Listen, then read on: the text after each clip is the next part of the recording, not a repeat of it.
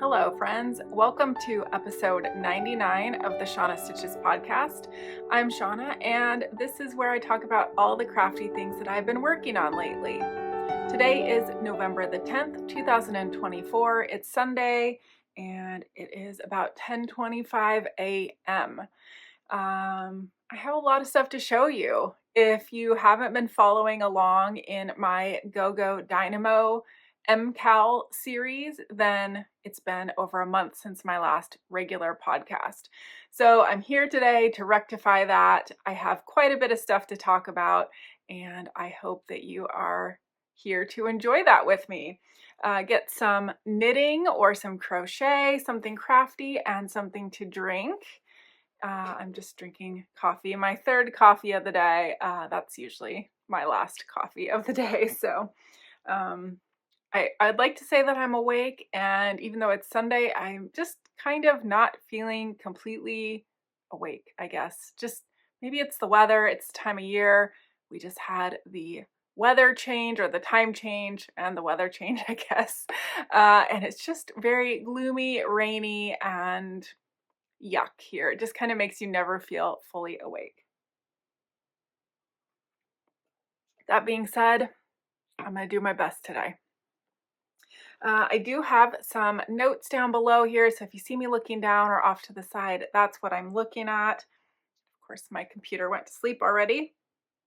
Down below, you can find links to all the projects that I'm going to talk about today. That will take you to a Ravelry page where I'm pretty good at keeping notes on the yarns used, how much yarn, needle size, when I start, when I finish, all the things. And then I also make some pretty good notes if I change anything from the pattern or how long I knit something, those kinds of things.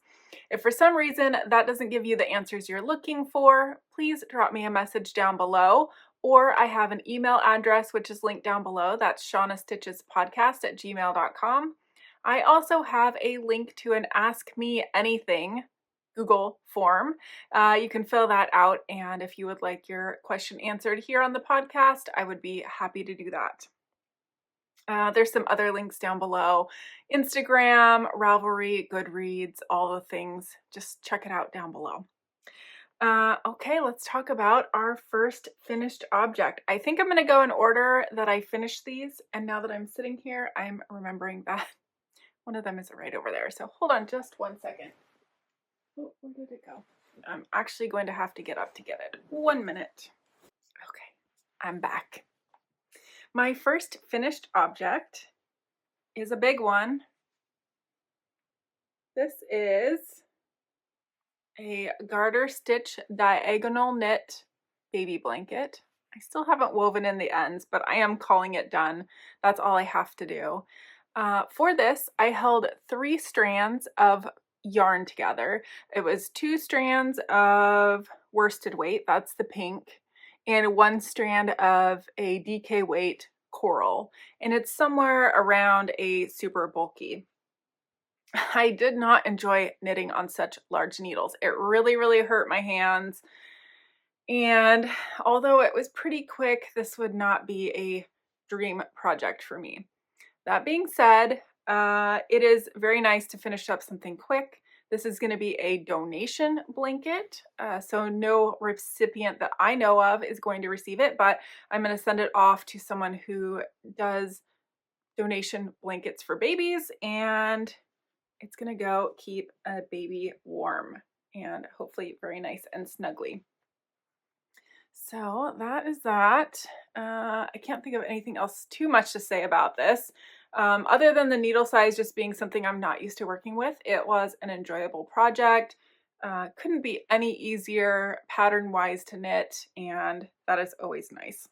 I think the marl of the colors turned out pretty nice. It adds some depth to the color, but nothing too crazy. And I don't know, I'd be happy to get something like that. Let's see, my next finished object is my October Desert Vista Dyeworks socks. These are in the color Kooky Halloween. So you can see it's mostly black with these yellow, orange, pink, and purple speckles. The pattern that I used, which is hard to see, is Blueberry Waffles. That has been my go-to Desert Vista Dyeworks pattern for this year. And I knit these on a 2.25 millimeter needle. I do have two, just in case you're wondering. I just only have so many sock blockers, so one's on and one is off, but they are identical.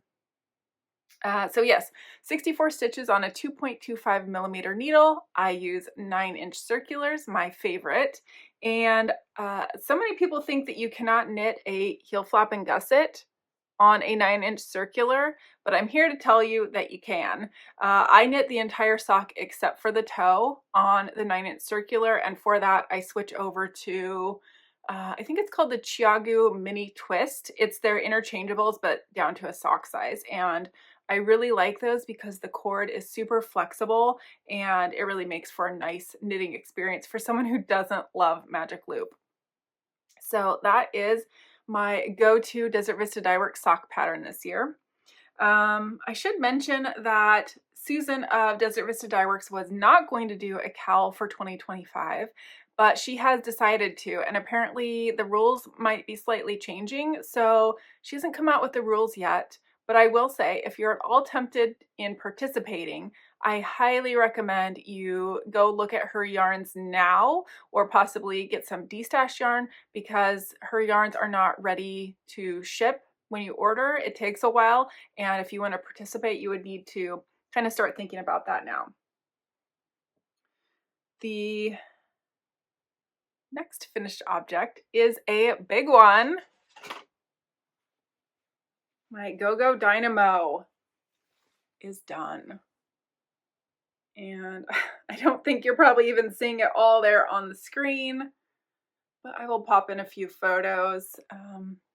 If you have watched my series on the Go Dynamo MCal, I went through clue by clue, the ups and the downs, twists and turns. That was a different shawl, but there were still plenty of twists and turns in this one, and also some frogging. So if you didn't watch that and you want to, go ahead and go back and watch that.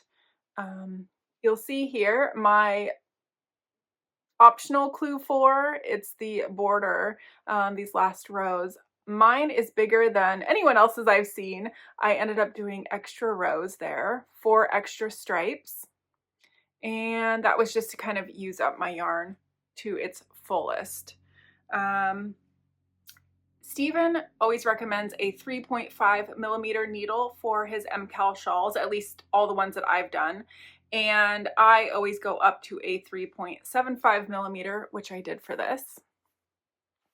My yarns, the blue is Picks Stroll Deep Waters, and the kind of mauvish purple color is Holst Garn Supersoft in the color Damask. And then I do have a third color in here, which is a little more difficult to see. It is a mohair, and that's what I have marled with the Damask, is a peachy pink mohair. So those are the 3 colors that I used. And I have to say, I am very happy with this shawl. I absolutely love it. I think it might be one of my most favorite, best shawls yet. The knitting was mostly enjoyable. I did not care for this section here. I think it looks great, but man, it was a chore to knit. It was short row wedges, and for me, the math just wasn't clicking in my head. It was very much intentional, where I had to keep track of the exact row I was on and all those things. Possibly for the way my brain works, it could have been written differently. I know some people kind of rewrote these sections. I didn't take the time. I just used my Knit Companion app and went literally row by row to make sure it was correct. And I ended up with the exact number of stitches I was supposed to have, so that made me feel really good, because clearly I did something right, even though it was a bit tedious for that. The other reason why this one just wasn't as much fun for this clue, which that's all of clue 3 were these wedges, was that once you did a few of them, you knew exactly how it was going to continue to look for the rest of the clue. Whereas some of the other clues were a bit more surprising and exciting, and That was one clue where I let myself spoil myself because there really was no surprise after I had knit a few. But yes, I do love the Stephen West Cowl every year. It's just, I hardly ever wear my shawls, or I should say I really never wear my shawls, but I do love participating in this one. Quite possibly if you ever did a mystery sweater, I would consider that because I think I might wear a sweater a little more. But yes, they are complete works of art, and I just love the mystery and I love the surprise. I think that's about all I have to say about that one. I have a lot more that I did say, so you can go back and watch that. You'll see it all. The last finished object that I have to show you are my November Desert Vista Dyeworks socks. This is the first time that I can remember that I've ever had just a 2-stripe repeat. So you have kind of the solid burgundy-ish color, and then you have a speckle. This color is called If They Kill Carol, which is a Walking Dead reference. And I bought this yarn on a D-stash, so I don't know a lot about it. I didn't know anything about it when I bought it. I don't know if all of the If They Kill series are only 2 stripes. I do have one more colorway. It's If They Kill Rick. I did mention that the Desert Vista Dyeworks yarn, I don't know, I just lost my train of thought. The Desert Vista Dyeworks yarns, I'd mentioned that you want to make sure to get some yarn now, but there are some that you can find on these stashes. I think that's what I wanted to say about that. So yeah, again, I do have 2 of these identical socks. I just finished this pair yesterday. So for the knit along, the goal or the rules are that you start on the 1st or later and you finish by the end of the month. So very happy to have those done. And now that I'm done with that, I have picked up my Mabel sweater, which makes me so happy because I am knitting this for the Hohi Fall Cowl, which is a yearly knit along that Hohi Locatelli hosts in her group, her Ravelry group. And I set this down. I worked on it in September up until the end of September, and then October 1st I had to cast on my Desert Vista Dyeworks socks and the Cowl started. So I hadn't worked on this in over a month. When I set it down, I had the first sleeve finished. I was to here on the body, and I had just finished the first sleeve decrease right there. So I marked all my decreases with little, what do you call those? Locking markers. Light bulb markers, that's what they're called. So I have just finished the final decrease. I have to knit 60 rows beyond that decrease, and then I can do the second cuff and bind off, and then I will be on body island instead of sleeve island. This is the first time I've ever gone ahead and knit the sleeves with quite a lot of the body left, and that was for a couple reasons, maybe 3 reasons.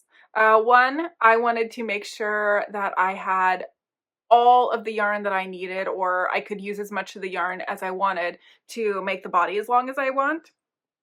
The second reason is that it's quite nice when you're working on the sleeves when there isn't as much body, because turning it is easier. It's not as much sweater to get in the way. And I thought I had a third reason. Well, one of the reasons I know was that I have been alternating skeins, and one of the yarns that I used in this top section was my Skein 1, and I have just finished using the rest of that skein. So I ended up splitting what I had left after splitting for the sleeves. I split that into 2, and I alternated that yarn with one other ball for both the sleeves. So hopefully now I'm working with just one yarn here on the sleeve in this section. the goal is that we don't see pooling and that it looks pretty good, which I think it does. I'm not really seeing pooling in the 1 yarn section or in the 2 yarn section. So I don't know if it's completely necessary to alternate, but I just wanted to be a bit more cautious. So of my first 3 skeins of yarn, this is what I have left. I have roughly 110 grams. So I don't think, let's see, how much more yarn will this take? Maybe, I don't know. I'm just going to throw a number out here. Maybe 20 grams. So that'll put me at about roughly 90 grams left. And I think, I mean, it's such a crop top right now. I think it's going to take me a lot more than 90 grams to finish the rest of the body, because I do like my sweaters long. I am pretty tall and I do not do crop tops. So I do have 1 extra skein that I haven't even opened. And one of the reasons I really want to finish that sweater, not just because I like it, but I'm very curious to see how much yarn this is going to take up, because if you watched my, was it my last regular episode or my last State of the Stash? I don't remember. Probably both of them. But I bought some yarn that I want to dye. It's the Neon Neps undyed yarn, and I want to dye it a neon peach. And so how much yarn this ends up using will give me a better idea on how many skeins I need to dye, because I don't have a pattern picked out. It's either going to be 4 skeins or 5 skeins, and I just want to be able to dye them all at the same time. So if this ends up using the majority of 4 skeins, I will probably dye a 5th just to be on the safe side. And if I just barely get into that 4th skein, then I'll feel pretty comfortable only dyeing 4, I think. That's my thought process anyway. Anything could change. Let's see. I do have another old work in progress that saw a little bit of work, not a ton. It's not going to look drastically different from the last time I showed you. This is a Sockhead hat, no, Sockhead cowl, both by the same person, Kelly McClure. And the yarn is by my friend Tammy, who used to own Candy Skein.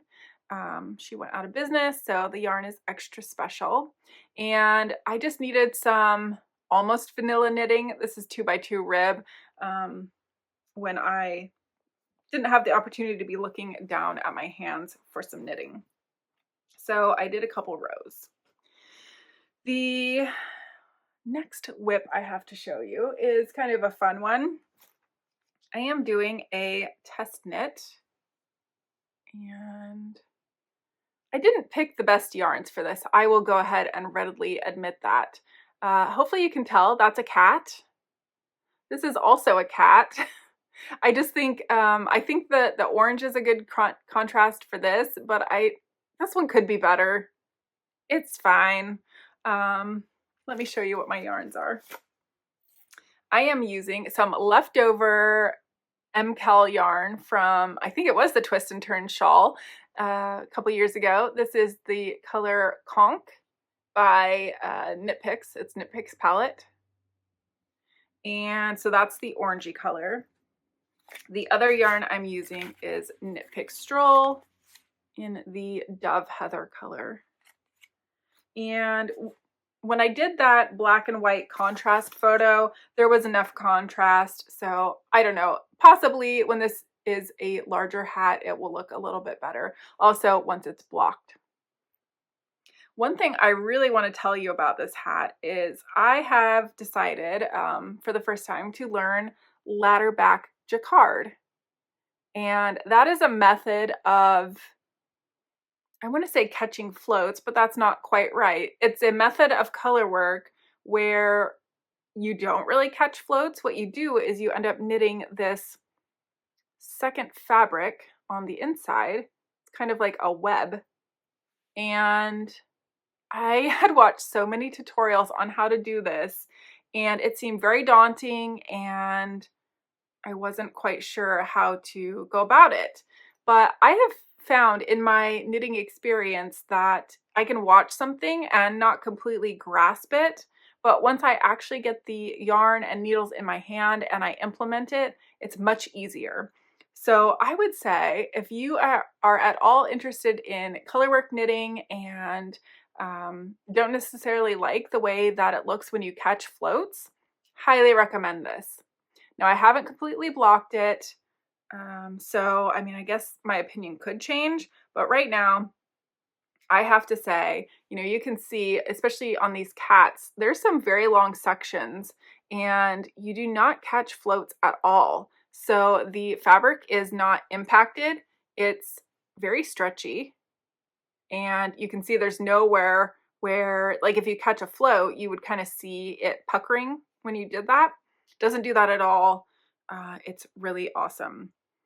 So here, that orangey stitch right there is one of my ladder back jacquard stitches.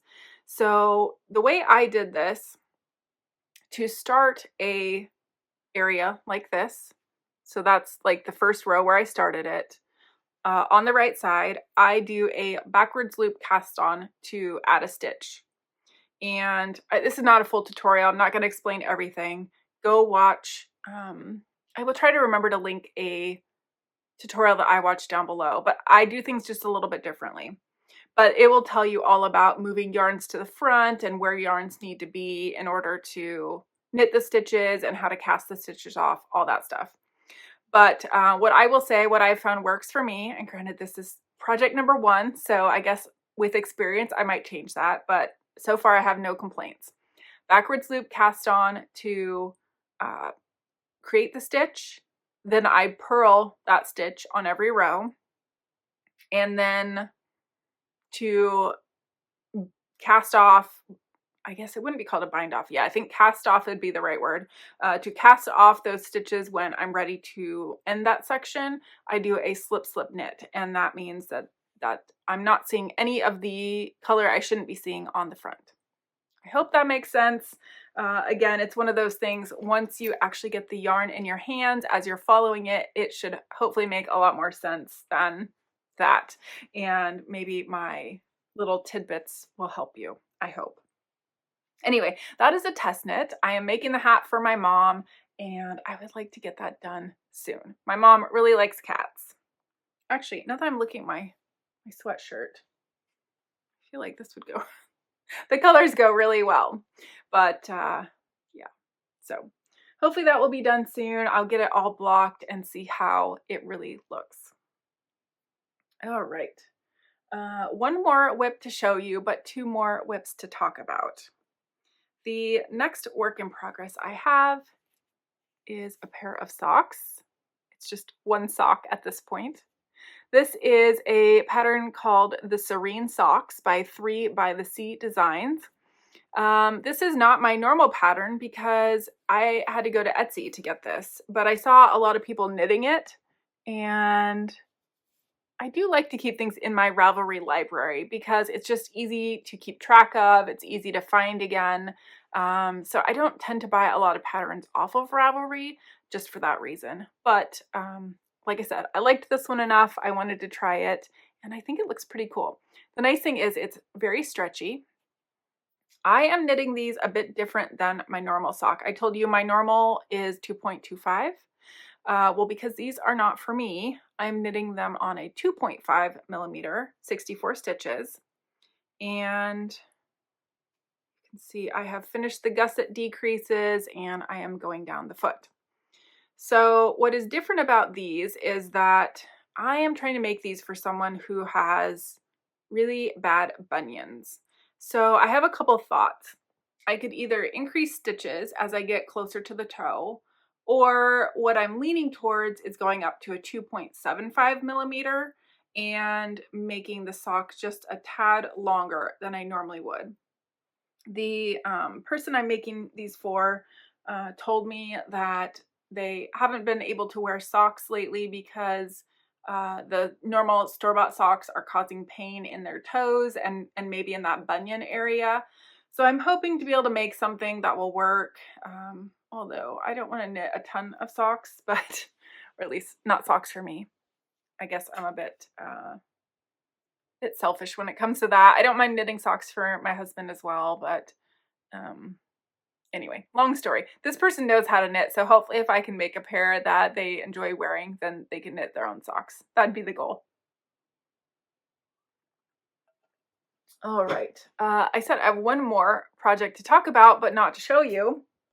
And that's because my Freckled Whimsy Advent yarn arrived yesterday.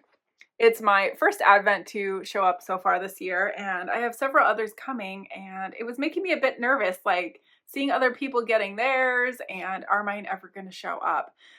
Still, I don't have any other shipping notices, so this is the only one. And you'll notice that my package is empty. That's because I decided well before this arrived this year that for my sock yarn stripe 24 stripe advents that I was going to cast them on as soon as they came. The reason for that is because December I have so many things that I want to knit on, so many things I want to do, and life doesn't stop for me. I still have to work, I still have a lot of things going on. So I felt like casting that on as soon as it came would kind of alleviate some of that stress. And I have been taking pictures after every stripe. To be honest, like I said, it arrived yesterday. I've mostly been working on my Mabel sweater because I want to finish that by November 30th. But sometimes when I just want knitting I don't want to look at, or I don't, have the time to look at, a self-striping sock is really nice. So I'm knitting a plain vanilla sock. I'm taking a picture of every stripe after I finish it. And when Advent comes around, I will be able to put those pictures in. I don't know the dyer's name behind Freckled Whimsy, but I believe it's a she. She sent a letter along with it and said that you can share black and white photos on social media or whatnot. So when I'm ready to do that, that's probably what I will do, except for like on the day of the Advent, then I will show the color. My socks always end up taking over 24 stripes anyway, and I knit them one at a time. So even after finishing the first sock of more than 24 stripes, I will have a whole second sock to knit. So I don't know. That was just my thought of maybe it will help alleviate some stress. But like I said, I have a lot of other things. The cat hat, Mabel sweater. Of course, next month, I will still have December Desert Vista Dyeworks socks to knit. So there's never a shortage on my own self-imposed deadline knitting. That being said, I have picked out the pattern that I want to do for my one of my advents for December, and that's going to be the Resplendent Shawl by Stephen West.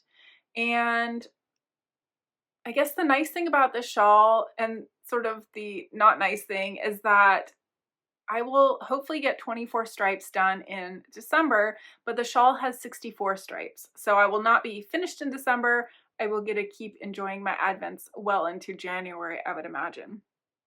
Maybe February, who the heck knows? So yeah, I'm just trying to figure out which advent I want to use. I asked that question on Instagram, and maybe I will put a picture up here too. The two that I'm considering, I have the Gingerbread House Advent from Barnyard Knits, and then I have one, I don't remember the actual name of it, but I'm calling it like Christmas Town, and that one is by Charming You. So one of those, and I'm leaning towards the Gingerbread House, and that's because I have pink mohair. I'm going to use the same pink mohair that I used on this for the sections that go between the Advent colors on the Resplendent shawl. And just judging by a picture is so hard to know. I would love to know if these are going to be speckles, are they tonal, are they variegated, and I have no idea. As much as I'm leaning maybe towards Barnyard Knits, it might come down to opening the first day and seeing what they look like. And that means nothing for the rest of the Advent. You could have a tonal on day one and then go to a variegated on day two, or vice versa. So I don't know. I don't know what to do. I think the shawl would look fine, whether it's, solids, tonal, variegated anyway, but it's hard to say because I've not seen one. So I don't know if you have any thoughts about that, or if you feel strongly about one Advent over the other, whether the Barnyard Knits or the Charming You. I would love to hear your thoughts down below. If you have any other comments for me or suggestions, anything like that, or just to say hello, I also like those messages. Let's talk a little bit about, I guess, life stuff. I feel like I've had stuff in the last month or over a month, but nothing's coming to mind. Like I said, I'm sure I'm forgetting things. One exciting thing that we have coming up is my husband and I are celebrating our 5th wedding anniversary in just a few days from now. We have absolutely nothing planned. I don't know. We've done a couple, I don't know, go out on the beach. We've been trying to catch some clams lately. We did catch a crab the other day, so that was kind of fun.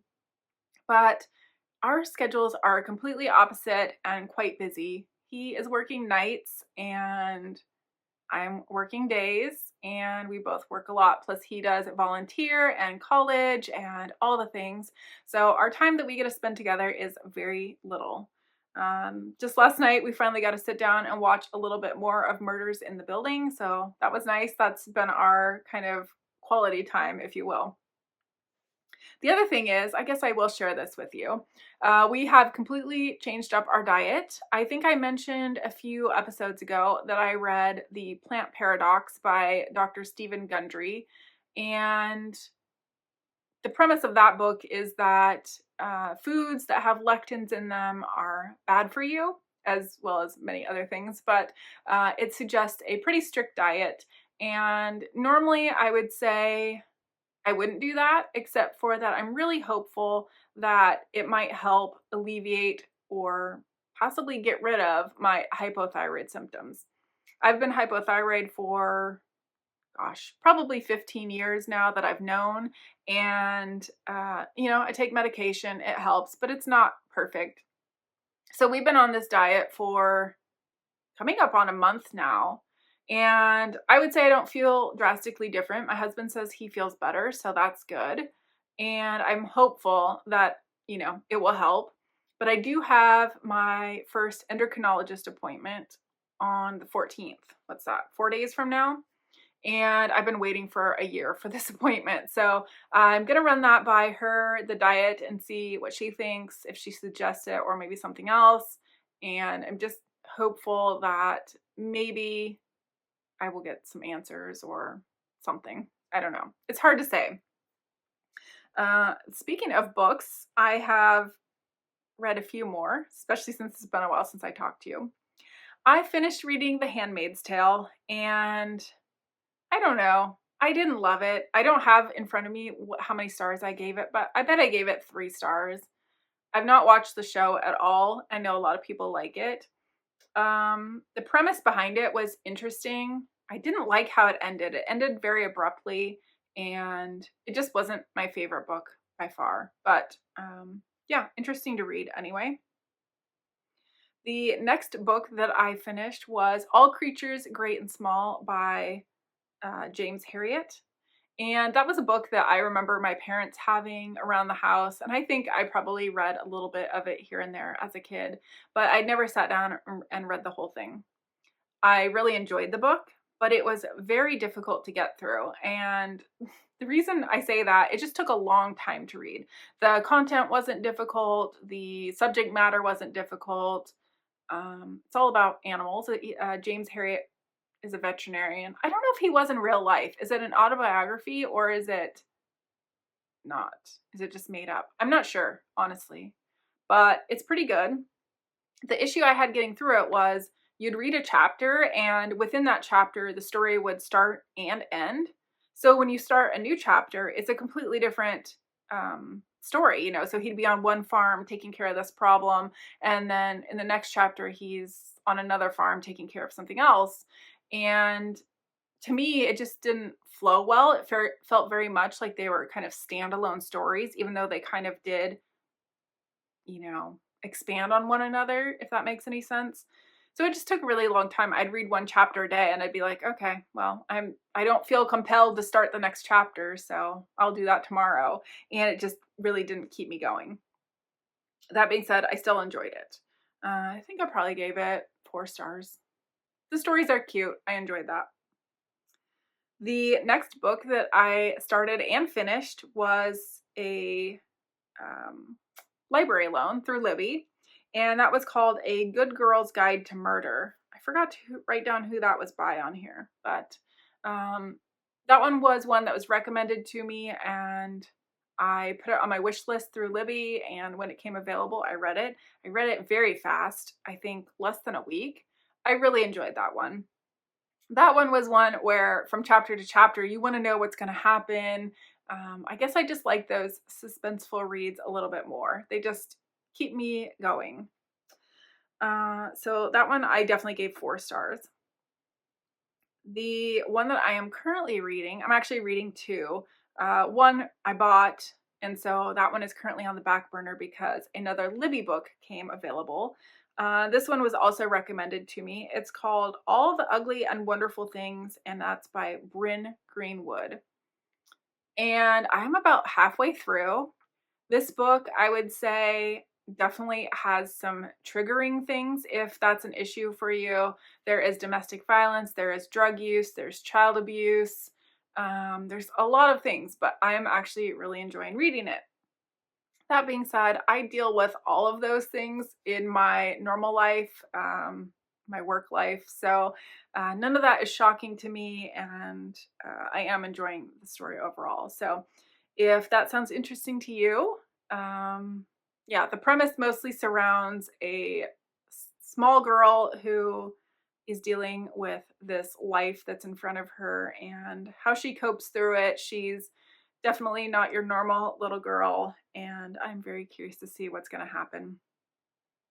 The other book, the one that I mentioned that I bought, it's called In the Likely Event, and that's by Rebecca Yarros. She's the same author who wrote the Fourth Wing series, and the reason I bought it was because I enjoyed those books, and I think she's a pretty good author. So this is nothing like that. It's not fantasy or anything like that. So I've only just started it. It's about 2 teens, adult teens, who end up on an airplane next to each other. That plane ends up crashing. They survive, and yeah, I don't know much other than that at this point because I'm not very far in, but it's good. I am looking forward to her next book coming out, which is the 3rd in the Fourth Wing series. I think that's coming out in January. I already have it pre-ordered. I'm so ready. I think that one's going to be called Onyx Storm, if I remember right. So yeah, lots of reading, lots of knitting, and as you know, I absolutely love knitting projects that allow me to read. That was another reason I didn't make it through James Herriot very fast, because I was knitting this as I was reading that, and there was most of this that I could not do while reading, so that definitely impacted me. I think that's about it. Thank you so much for joining me today. If you would like and subscribe and leave me a comment down below, I would absolutely love that. And I will talk to you soon. Bye.